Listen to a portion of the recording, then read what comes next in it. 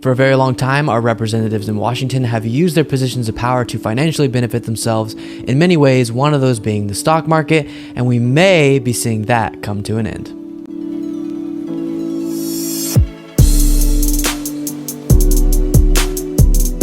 It is really unbelievable that this is still allowed to happen. People in Congress are allowed to trade individual stocks even though they're getting inside information that nobody else gets on certain industries, as well as making decisions that would greatly impact those very industries. This is terrible for two main reasons. Let's say you're invested heavily in a company and you're in Congress, and then legislation comes up that would affect that company or the industry that the company's in. How could you possibly make an unbiased decision when your investments are going to be affected by the decisions that you make on certain pieces of legislation? For example, the conversation around breaking up big tech has been around for a while, and while I don't think it's going to happen, let's say a piece of legislation came to the floor that would break up Facebook, and you're a congressperson who has a bunch of money in Facebook. Regardless of how that hypothetical congressperson feels about antitrust and breaking up monopolies in general, they're very likely not going to want to break up Facebook because it would be going directly against their own financial interests. So it's totally fine if congresspeople want to invest money in different ways, blind trusts for example, but if you allow them to be aware and make decisions about the stocks that they're invested in, they cannot be impartial lawmakers. Someone said it well, you can't play in a game that you're also the referee for. And in the case of lawmakers, they're making the rules about the game that they're playing in, so it's even more dramatic than you being the referee in a game. The second reason it's harmful is congresspeople are briefed on information that nobody else is privy to.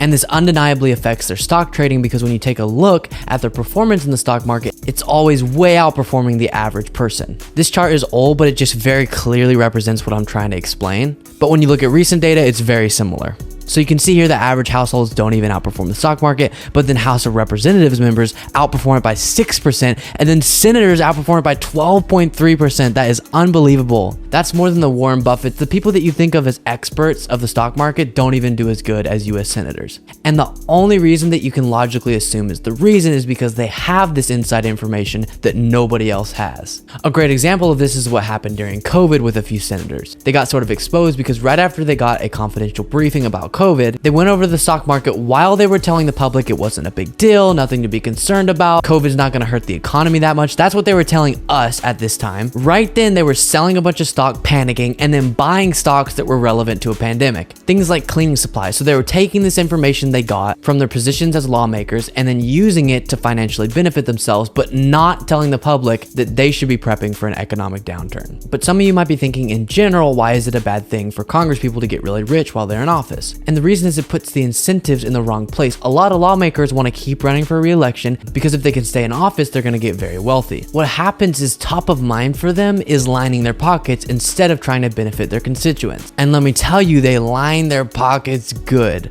Look at some of our richest senators. Rick Scott, $259.7 million net worth. Mark Warner, $214 million. You see Mitt Romney at $174 million. And then you scroll down a little bit and you see Nancy Pelosi, Speaker of the House, $114 million.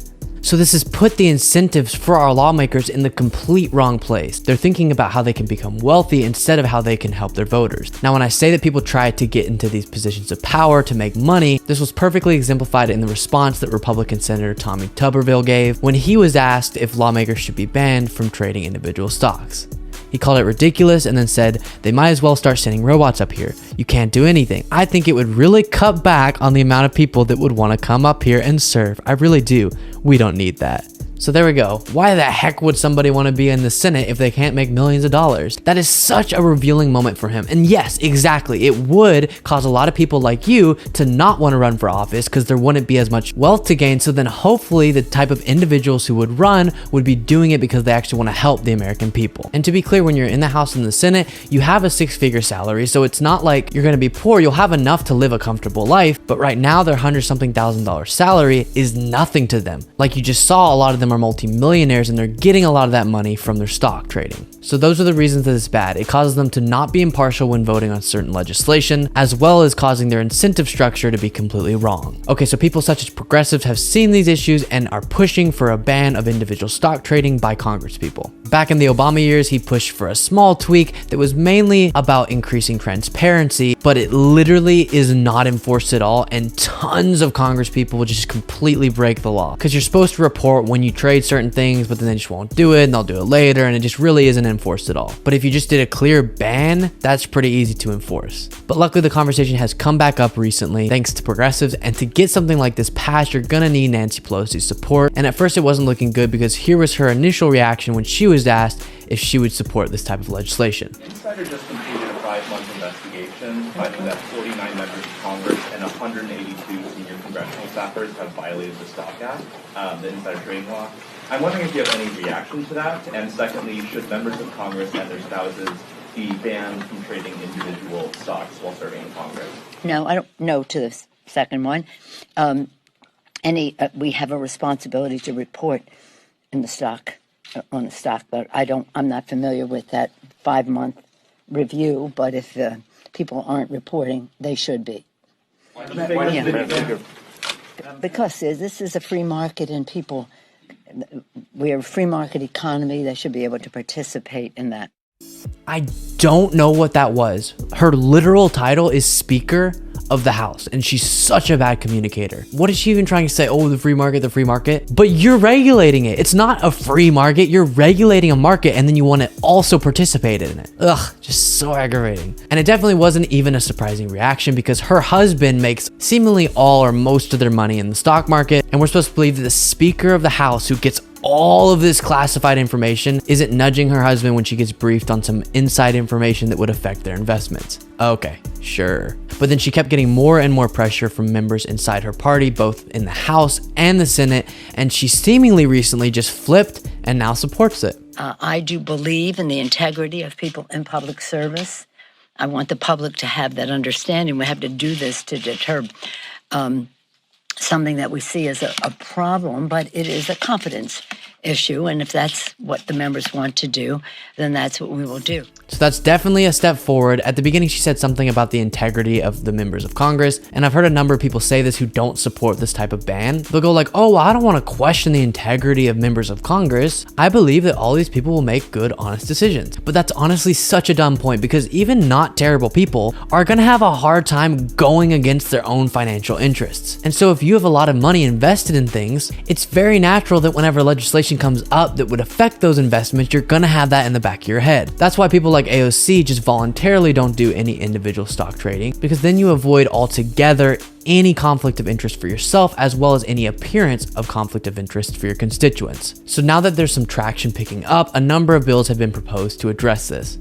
One of the most stringent bills introduced by Senator Jon Ossoff and Senator Mark Kelly last month stipulates that not only legislators, but their spouses and any dependent children, that is very important, because if you allow the spouses and then dependent children to trade, then the lawmaker can go, hey, I'm not trading, but then their family members are, and the same problems will arise. Continuing on, put their stocks and other investment assets into a blind trust managed by an independent party for the duration of their congressional career. The penalty for violating the bill's requirement would be a fine equivalent to the member's entire congressional salary, according to Ossoff's office. Members of Congress should not be playing the stock market while we make federal policy and have extraordinary access to confidential information, Ossoff said in a press release announcing the new legislation. All of that is exactly right and very, very good. So this is very exciting. We're seeing a lot of support build in the House and the Senate, and for the first time in a long time, there's an actual chance this could get done. It's very exciting that Pelosi feels like she has to come out in support of it, because that means that she's getting enough pressure from within her party, which is what we need to start seeing. We don't have to vote out every lawmaker that we think isn't progressive enough. We just have to get enough in there so they have the power to pressure all the other lawmakers to do the right thing. And while there's debate going on in the government about if we should do it, the American people have a consensus on this issue. A recent survey commissioned by a conservative advocacy group found that 76% of voters believed that lawmakers and their spouses had an unfair advantage in the stock market. The same survey conducted by the Convention of States Action also found that just 5% of likely voters approved of members of Congress trading stocks. So only 5% think it's okay that they trade stocks. That means 95% are not supportive of Congress people trading individual stocks. I don't think you could get 95% of Americans to agree that ice cream tastes good or puppies are cute. If Congress can't pass something that many Americans are in support of, then it just reveals how broken our system is. Here's what else you need to know today.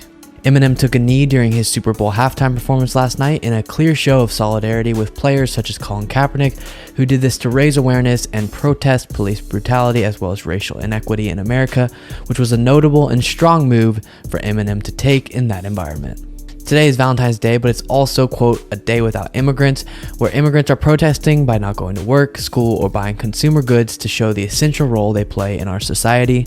The United States is removing some diplomats and has asked American citizens to leave Ukraine in a response to the tensions between Russia, Ukraine, and the West. And finally, the United States West is currently in a mega drought that is worse than any drought in 1,200 years. Be well, everybody.